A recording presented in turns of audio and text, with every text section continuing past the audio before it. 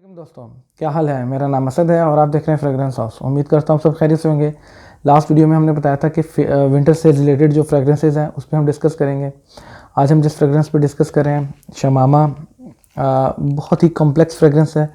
बहुत ही कॉम्प्लेक्स तरीका है इसको बनाने का। इसको सिंगल वर्ड में या एक लाइन में डिस्क्राइब करना बहुत मुश्किल है। बहरहाल मैं उसको कोशिश करूँगा डिस्क्राइब करने की। इसकी जो मेन अकॉर्ड्स हैं, मेन अकॉर्ड्स इस तरह हैं कि इसमें स्पाइसेस टोन्स भी हैं, हर्बल टोन्स भी हैं, वुडी टोन्स भी हैं। उसके अलावा एक ना अर्थी सी मिट्टी की खुशबू भी महसूस होती है। इसको बनाने का तरीका है 7 से 8 इंग्रेडिएंट्स को लेकर हाइड्रो डिस्टिलेट किया जाता है। हाइड्रो डिस्टिलेट आप में से अक्सर लोगों को आइडिया होगा। एक बड़ी सी देग के अंदर इंग्रेडिएंट्स को मिक्स करके उसके पानी के अंदर मतलब फुल एयर टाइट करने के बाद इसको पकाते हैं ताकि दूसरी तरफ इसकी स्टीम जाके उसका मतलब स्टीम निकले। जिस तरह हमारे यहाँ पे अर्के गुलाब को निकालने का तरीका होता है, लेकिन वो ज़रा एयर टाइट नहीं होता और टेम्परेचर को मेंटेन नहीं करना पड़ता। इसमें इसके अंदर जो मतलब अतर वगैरह किसी भी अतर के अंदर उसको निकालना हो तो उसका टेम्परेचर को भी मेंटेन करना पड़ता है। और फिर उसका जो जहाँ पे वो वेसल जहाँ पे वो मतलब उसका एक्सट्रैक्ट यानी कि मतलब स्टीम से इकट्ठा हो रहा हो उसको भी ठंडा करना पड़ता है, उसका भी टेम्परेचर मेंटेन करना पड़ता है। बाहर का बहुत टफ तरीका है इसका। इसको हाइड्रो डिस्टिलेट करने के बाद जो इसका मतलब एक्सट्रैक्ट निकलता है, जिसको हम कच्चा शमामा या कच्चा तेल इसका कह लें, वो निकलता है। तो उसको मज़ीद इसके अंदर एक बड़े से पतीले के अंदर डाल के मज़ीद इसको 2 से 3 दिन के लिए पकाया जाता है। अच्छा, 2-3 दिन के लिए तो ये पकाया जाता है। जो इससे पिछला हाइड्रो डिस्टिलेट है वो 5 दिन के लिए भी प्रोसेस किया जाता है, 8 दिन के लिए भी किया जाता है, इवन कि 20 डेज तक भी उसको कंटिन्यू किया जाता है अकॉर्डिंग टू वो फ्रेग्रेंस के उसमें से आपने मतलब इंग्रेडिएंट्स मटेरियल कैसे हैं कि वो आपको तेल दे रहे हैं तो उसको मज़ीद एक्सट्रैक्ट भी किया जाता है। हाई क्वालिटी भी इस तरह होती है। तो बरगैफ उसको करने के बाद मज़ीद 2-3 दिन के लिए इसको हल्की सी आंच पे पकाया जाता है। इसके अंदर मुख्तलिफ इंग्रेडिएंट्स हैं, मतलब उसमें से स्पाइसेस भी हैं। ज़ाफ़रान को भी, उसके अलावा जायफल को भी, इलायची को भी, बड़ी छोटी इलायची को भी, उसके अलावा दारचीनी को भी। इस तरह इनका सब को पाउडर बना के फिर उसमें डाल के पकाया जाता है। और इसमें गुलाब का तेल भी डाला जाता है और सैंडलवुड का तेल भी डाला जाता है। ऊद भी डाला जाता है, लेकिन ऊद अकॉर्डिंग टू ये होता है कि उसका मतलब बैच कैसा चाहिए। अगर ऊद वाली शमामा बनानी है तो उसमें ऊद डाला जाता है, नहीं तो विदाउट ऊद भी बनता है। वो अकॉर्डिंग होती है कि वो बैच कैसा चाहिए या आगे उनको कैसा सप्लाई करना है, वो अकॉर्डिंग वो ये होती है। ये इसके बाद इसको फिर छान लिया जाता है। छानने के बाद इसको मुख्तलिफ मतलब ना ट्यूब्स में डिकेंट कर लिया जाता है। इस तरह के अंदर भी, चमड़े वाली में भी, मतलब एलुमिनियम या स्टील वाली के अंदर भी कर लिया जाता है। तो बार इसका इस्तेमाल जो है मुख्तलिफ मतलब जगहों में है। इसके अंदर मेडिकल पर्पज़ में भी इस्तेमाल होता है। उसके अलावा इसके फूड में भी, मतलब फ्लेवर इंडस्ट्री में भी यूज़ होता है। उसके अलावा ये फ्रेगरेंस में भी यूज़ होता है। अतर तो ये है, ये ख़ुद भी ये खुशबू है।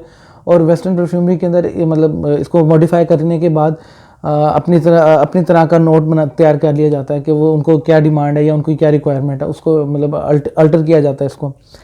मेडिकल पर्पज़ में इसमें थेरेपिकल प्रॉब्लम्स में भी यूज़ करते हैं, मतलब थेरेपी के अंदर भी यूज़ होता है। उसके अलावा सर दर्द के लिए भी यूज़ होता है, जोड़ों के दर्दों के लिए भी ये यूज़ होता है।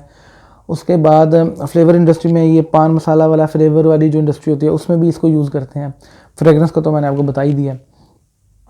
इसको अब एक लाइन में डिस्क्राइब करें, इस तरह कह सकते हैं कि आपको भूख लग रही हो और घर में खाना पक रहा हो, वो जो मसालों की फ्रेगरेंस आती है ना आपको, जब वो मसाले भूनते हैं उसकी जो फ्रेगरेंस आती है ना वो घी के अंदर, वो आपको एक आइडिया देती है कि शमामा की टोन ऐसी होती है। लेकिन दोनों का जायका बहुत डिफरेंट है। अब आपको देखें, लकड़ी की फ्रेगरेंस है, अनंदर की भी एक फ्रेगरेंस है, दियार की भी एक फ्रेगरेंस है, उसके अलावा मतलब सफ़ेदा पड़तल की भी एक फ्रेगरेंस है। लेकिन तीनों चारों जो फ्रेगरेंसेज हैं डिफरेंट, लेकिन आपको मतलब स्निफ करने से आपको एक आइडिया हो जाएगा कि ये एक लकड़ी की फ्रेगरेंस है। इस तरह आपको मसाले की फ्रेगरेंस जो है ना वो आपको आइडिया करा देती है कि फ्रेगरेंस दोनों की चेंज होती है। उसकी अलग फ्रेगरेंस है, इसकी अलग फ्रेगरेंस है, लेकिन आइडिया हो जाता है कि शमामा इस तरह की फ्रेगरेंस की टोन देता है। बहुत ही डिसेंट सी लेकिन थोड़ी मेच्योर फ्रेगरेंस है। अननोन जो स्टार्टिंग जो है जो लोग हैं उनको शायद ये ना भी समझ आए, लेकिन जो मेच्योर मतलब हैं, जो काफ़ी सूंघने वाले हैं, जिनको ऊद अगर पसंद है या ऊद का शौक़ रखते हैं, वो इस फ्रेगरेंस को एक दफ़ा लाजमी स्निफ करें, उनको आइडिया हो जाएगा वो क्या चीज़ है। और मुझे उम्मीद है उनको पसंद भी आएगी। बहरहाल जब भी परचेज़ करें तो पहले स्निफ कर लें, पहले आइडिया ले लें क्या चीज़ है। इसमें जो पायनीर वाले जो हैं, मतलब बनाने वाले जो असल बनाने वाले हैं इसके हैं, पायनीर हैं, वो MIU एंड सन्स वाले जो इंडिया वाले हैं, उनकी एक शमामा आती है मलिक शमामा के नाम से, सुपर मलिक शमामा के नाम से, मोहसिन शमामा के नाम से, उसको भी मैंने टेस्ट किया हुआ है। लेकिन उसको वीडियो में मैंने इस वजह से शामिल नहीं किया कि उनकी प्राइस रेंज काफ़ी हाई है। प्राइस रेंज उनकी है तकरीबन कोई 4000 से लेके 8000 के राउंड अबाउट, अकॉर्डिंग टू वो मलिक शमामा है या सुपर मलिक शमामा है या मोहसिन शमामा है। तो इसको ऐड करने का मकसद ये था कि इसकी प्राइस रेंज बड़ी रीज़नेबल है, हर कोई उस प्राइस रेंज में बाई नहीं कर सकता, तो उसके लिए ये बेहतर है। इसकी प्राइस रेंज है तकरीबन 900 टू 1200। आपके शहर में कोई भी अतर की अच्छी दुकान है, अच्छी शॉप है, आप उससे ये परचेज़ कर सकते हैं। मैं तो खैर इसे बल्क में मंगवाता हूँ, मैं तो इसे बल्क में परचेज़ करता हूँ।